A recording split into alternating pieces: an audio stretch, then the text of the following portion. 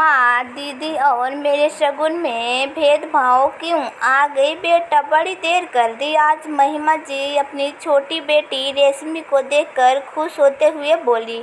हाँ माँ, वो मेरी ननद भी आ गई थी ना आज राखी बांधने, इसलिए निकलने में देर हो गई। भैया भाभी कहाँ हैं? और दीदी आ चुकी क्या राखी बांधने के लिए? बेटा, वो तो सुबह ही राखी बांध कर चली गई। तू बैठ, वो तेरी भाभी अपने मायके गई है ना राखी बांधने। विनय भी उसके साथ ही गया है, बस अभी थोड़ी देर में आ जाएंगे। तब तक तू सुनील के यहाँ चली जा, वो भी तो तेरी राह देख रहा होगा। चली जाऊंगी माँ, अभी गई तो हूँ, जल्दी आने नहीं देंगे। वो छोटी भाभी भी खाना खाने की जिद करेगी। रेशमी मुँह बिस्काते हुए बोली। हाँ तो क्या हुआ, वो भी तो तेरे भाई भाभी हैं, यहाँ खा या वहाँ एक ही बात है। ठीक है माँ, एक काम करो, आप ये सामान यहीं रख दो, ये बड़े भैया भाभी के लिए है, मैं जाकर आती हूँ। रेशमी ने एक बैग अपनी माँ को पकड़ाते हुए कहा। क्या लाई है इसमें? महिमा जी ने उत्सुकता से पूछा। माँ, भैया के लिए कुर्ता और भाभी के लिए एक सूट है। अब भैया भाभी इतना कुछ देते हैं तो मेरी तरफ से भी तो गिफ्ट बनता है ना। बोलते हुए रेशमी अपने छोटे भाई भाभी के घर जाने के लिए उठ गई, जो उसी गली में थोड़ी दूर पर था। बेटा, सुनील और तेरी छोटी भाभी के लिए तू कोई गिफ्ट नहीं लाई? रेशमी के हाथों में सिर्फ राखी और मिठाई का एक डब्बा देकर महिमा जी बोले। बिना नहीं रह सकती माँ, अब वो कौन सा मुझे ढेर सारा नेक देते हैं जो मैं इतना खर्च करूँ? जो जितना करेगा उसी हिसाब से तो मैं भी करूँगी।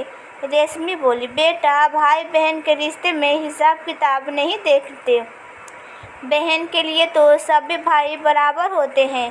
बेटी की इस सोच पर महिमा जी को बहुत बुरा लगता था, लेकिन रेशमी हमेशा ऐसे ही करती थी। महिमा जी ने कितनी बार उसे समझाया भी, लेकिन रेशमी अपने अहम में भी रहती थी। छोटे बेटे के साथ रेशमी का ये व्यवहार उन्हें अच्छा नहीं लगता। सुनील की आर्थिक स्थिति इस समय ज़रा ठीक नहीं थी, क्योंकि जिस कंपनी में वो काम करता था वो बंद हो गई थी। अब वो नई नौकरी की खोज में था और रोजी रोटी के लिए एक अस्थायी नौकरी कर रहा था। वहीं विनय का अपना कारोबार था जो अभी तरक्की पर था। महिमा जी ने ज़्यादा कुछ नहीं कहा और रेशमी सुनील के यहाँ चली गई। सुनील और उनकी पत्नी रेशमी को देखकर बहुत खुश हुए। बड़े मन और चाव से उन्होंने राखी बंधवाई। सुनील ने नेग में 1100 का लिफाफा दिया तो रेशमी ने मुंह बनाते हुए पकड़ा और जल्दी ही वहां से निकल गई। शाम को रेशमी के बड़े भाई भाभी वापस आए तो रेशमी ने बड़े चाव से उन्हें राखी बांधी और अपनी तरफ से भेंट भी दी। विनय ने भी हमेशा की तरह ढेर सारा शगुन दिया, जिसे देखकर रेशमी का चेहरा खुल उठा। वापस जाते हुए महिमा जी ने रेशमी को इस बार सिर्फ आशीर्वाद दिया तो रेशमी को अजीब लगा, क्योंकि हर बार तो माँ साड़ी और कुछ न कुछ शगुन भी देती थी। अगले दिन महिमा जी के पास रेशमी का फ़ोन आया। माँ, आपने हम दोनों बहनों के शगुन में भेदभाव क्यों किया?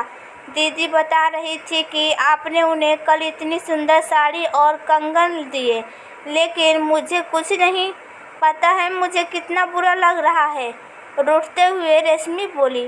बेटा, मैंने सिर्फ एक बार तुम दोनों बहनों को देने में अंतर किया तो तुझे इतना बुरा लग रहा है, और जो तू हर बार अपने दोनों भाई भाभीयों के बीच भेदभाव करती है तो क्या उन्हें बुरा नहीं लगता? बेटा, मेरे लिए तो तुम सच्ची बराबर हो, लेकिन तुम बस रिश्तों को लेन देन से तोड़ने लगी हो तो सोचो मुझे कितना बुरा लगता होगा। बेटा, किस्मत पलटते देर नहीं लगती, कब किसका वक्त पलट जाए पता नहीं चलता, लेकिन ये छोटी छोटी बातें हमेशा मन में रह जाती है। माँ की बात सुनकर रेशमी की गर्दन झुक गई। सच में आज उसे अपनी सोच पर शर्म आ रही थी। उसे अपना बचपन याद आ गया, जब दोनों भाई अपना गुल्लक फोड़कर दोनों बहनें के लिए राखी पर गिफ्ट लेकर आते थे।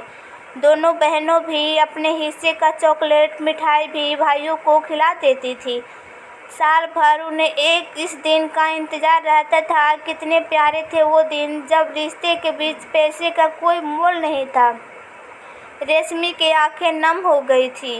वो बोली, आप ठीक बोल रही हो माँ। बड़े होने के बाद साथ ये दिल न जाने कब इतना छोटा हो गया। आगे से मैं कभी ऐसी गलती नहीं करूँगी। महिमा जी के चेहरे पर मुस्कान छा गई। उन्हें संतुष्टि थी कि अब चाहे स्थिति कुछ भी हो, उनकी बेटी अपने भाइयों के बीच भेदभाव नहीं